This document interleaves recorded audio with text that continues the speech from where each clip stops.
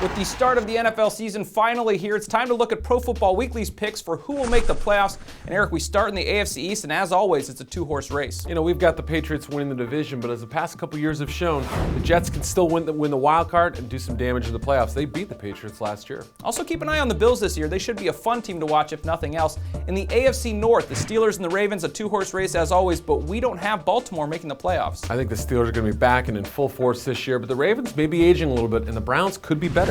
Yeah, they're one to keep an eye on, especially with their early schedule. In the AFC South, it's a changing of the guards. We have the Texans winning the division, and this was before the news that Peyton Manning may not be ready week 1. Right, and the news that David Garrard is gone. So much QB instability. The one team that for sure brings their guy back, Matt Schaub, I think he'll have a big year. And still, though, the Colts making it as a wild card. And in the AFC West, the Chargers returning to the top of the division. Doesn't it seem like it has to be their year eventually? If they can get over the special teams troubles, fix their first half of the season issues, they might be able to take the division. The Chiefs also were in last year, not making it this year, according to Pro Football Weekly. Moving to the NFC and the NFC East, such a crazy division. All these teams good. It's probably a lot better than last year. We have the Eagles as the team to beat. Obviously made a ton of noise in the offseason. The Giants are one of these teams that we have getting in.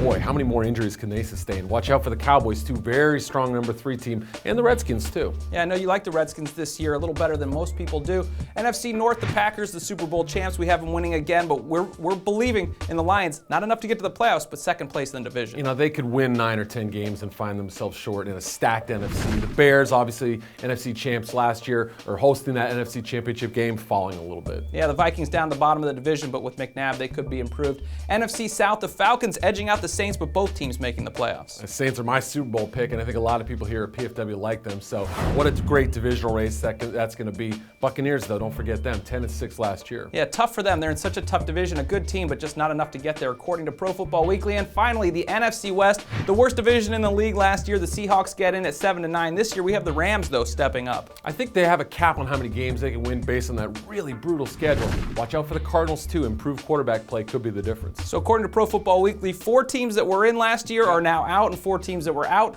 now in. For a full look at all of the division races, check out ProFootballWeekly.com.